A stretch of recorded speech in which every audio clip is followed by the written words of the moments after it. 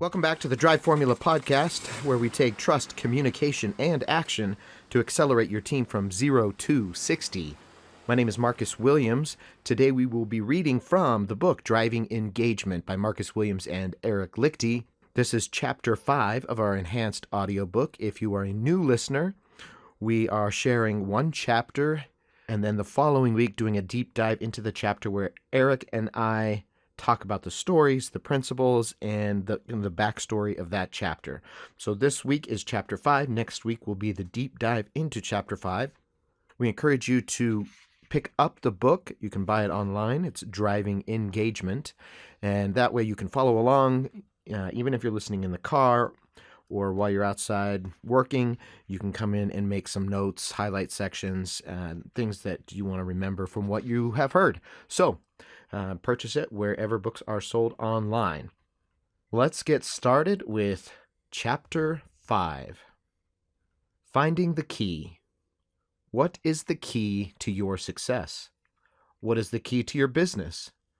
To answer those questions, you first need to discover the key that activates your employees. Ponder the following to find the answer to important questions.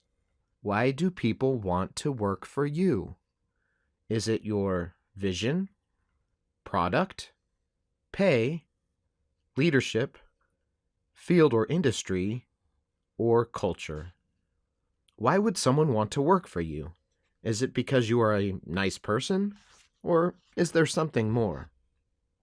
The answer is probably a combination of the above, but everyone will have a ranked order of priorities. Ultimately, everyone wants to enjoy the car they are driving, the work they are doing. According to a Phillips Work-Life survey, 68% of working Americans would be willing to take a salary cut to work in a job that better allowed them to apply their personal interests in the workplace. As we see from this survey and many others, the key ingredient to creating successful and engaged employees is to find their key, the personal connection that keeps them happy and engaged at work. Someone may think that they want the keys to a sports car, but after driving it around for a while, they realize they would be much happier with a pickup truck. We often hear people say, "Find your passion and turn it into your career." This is a great sentiment, but our passion isn't always a skill or product that will pay the bills.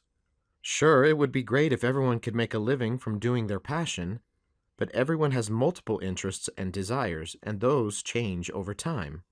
You are a business leader, not a career counselor. However, in a way, you are able to guide or help your employees find the role that meets their needs by fulfilling their why.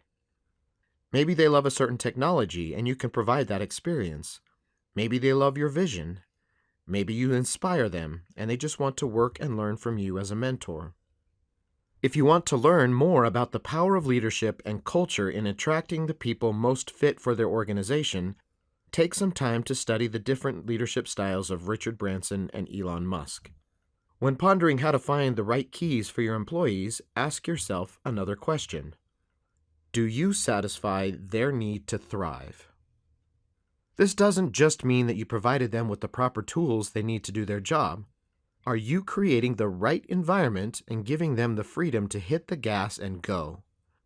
Don't downplay the importance of providing the right tools. You can't hire a software engineer and fail to provide an adequate computer or connection, just as you can't hire a mechanic and expect him to work without wrenches. You need to be thinking outside of the box. If one employee will be more productive working from home than in the office, what is wrong with allowing it? Not everyone has the same key. Some love an open, collaborative environment while others thrive in a private space. Learn how your people work most effectively and then figure out ways to make it happen in a way that meets your needs as an employer. Stop coming up with reasons why you can't do something and start thinking of ways that you can. Show your employees that you want them to enjoy their work as much as possible and are willing to provide what they need. Many companies have jumped on the culture bandwagon and decided that if they make the workplace fun, people will be more likely to stay, work hard, and enjoy their jobs. They provide free meals, gyms, daycare, game rooms, and more. Before you spend the money on turning your office into an arcade, really consider whether that is the key for your team at large. Who, if anyone, is going to feel more fulfilled at work if they can play ping pong whenever they want? How many employees will benefit from an on-site daycare? Would it be better to just provide vouchers to those who actually need it? How many office gyms are used more by dust mites than employees?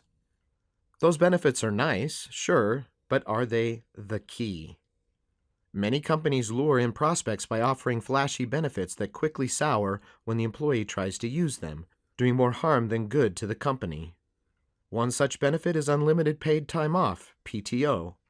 Sure, it sounds great, but employees quickly learn this is more a benefit to the company than the employee. Employees have to request time off, which is rarely granted, or if it is, comes with heavy layers of guilt for leaving your teammates in the lurch. The company saves money because there is no accrual of PTO and in turn no payout when an employee leaves the company. According to Rob Whalen, quote, unlimited PTO sounds generous on a job description, but employees by and large end up getting paid less with no value attributed to their PTO, while companies gain more of their employees' productivity, end quote. Maybe unlimited PTO is the key for your employees. Regardless, you need to ask yourself some hard questions before changing a policy or investing in a new shiny benefit. Are you doing it for your employees or your bottom line? Do you want your employees to be happy, content, and fulfilled for real? You will never discover the key to your employees if you don't actually care. Is this just a talking point for you, or is it one of your core values? How many companies tout their family-friendly environment and then expect every employee to be on call every second of the day? Have you ever had a boss who called you during an important event and said something like this? Hey, sorry to bug you on your time off. I know you're getting married today, but I had a question about that spreadsheet you turned in yesterday. Does that boss really care about you or your family? Of course not. You can't be all talk. You have to truly make an effort to learn the key to each employee's fulfillment and productivity. And then you need to do whatever you can to provide that key. If you truly value that employee and the work they bring to your team, you'll find a way.